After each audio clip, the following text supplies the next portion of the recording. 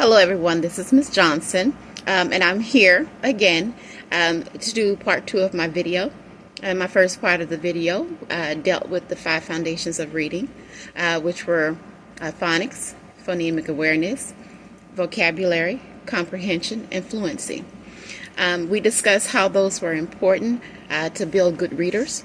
This time I would like to discuss with all of you 4 other elements that are necessary to build good readers. I'd like to say thank you very much for joining me at this moment, and I would like to get into it.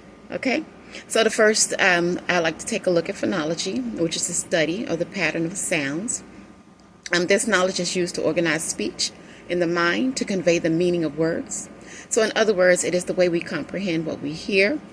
When we talk about phonology, it analyzes why related when we talk about phonology, it analyzes why related forms differ, such as main, M-A-N-E, and main, M-A-I-N, 2 words that sound the same but have different meanings and spellings.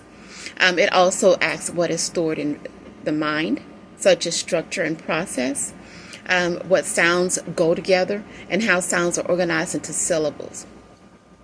So that would be phonology. So phonology is basically taking words and that may sound alike and just being able to process it and to know which word we're using at the time and how we're using that word. Okay, so and then we have syntax. That would be next. And syntax is which is the way we arrange words in order to make complete sentences. For example, we could say Jane ran home, which consists of the subject or noun, which is Jane, ran, which is the verb, and home is the object, is what she did or where she went. Without one of these components, the sentence would not have the same meaning, or just wouldn't make sense at all. I would leave the person that is hearing this message completely confused, and they would not be able to understand what I'm trying to convey to them. So that is the purpose of syntax. So in writing, we need syntax, and not just in writing, but in speaking, because we need to speak in complete sentences. And we notice that in young children, such as toddlers, they say, give me that, my toy. But they haven't learned to use syntax yet. So that is the beginning of speech. But as they grow and mature and their vocabulary expands, they can make more complete sentences. Next, we would have semantics. Semantics come in different parts. Semantics is the meaning of a word, a phrase, or a sentence or text. And semantics can be broken down into the following 3 subcategories. Which was the formal semantics, which is the study of the grammatical meaning in natural language. In other words, it intends to define the meaning of words and phrases based on grammatical structure.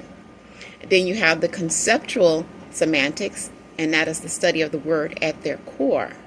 It focuses on establishing universal definitions for words before they are taken into context. Then you have the lexical semantics, which is the study of word meanings. It establishes meaning to words based on their relationship to the other words in the sentence, as well as their compositional structure. So what does that mean? It means it leads to understanding words and phrases. It leads to having general knowledge, and it also leads to using real world experiences. And then lastly, moving on to pragmatics. And pragmatics is the use of natural language in communication. So it's just basically how we speak. What I'm doing now, I'm using basic language to communicate my thoughts to you. Pragmatics is also the ability to adapt communication to meet the needs of the listener. So when we speak to a toddler, our language would be different than if we were speaking to an adult. It also includes knowing how to speak and listen during a conversation. So we learn to make eye contact, give personal space when we're speaking, and use facial expressions and body language, like I'm using my hands, because I do that a lot. But anyway, that is what pragmatics. So once we learn to read, we must learn to communicate. So we have phonology, we have semantics, syntax, and pragmatics, all part of reading, which teaches us also to communicate. Well, thank you so much for listening, and I hope to see you again. Thank you.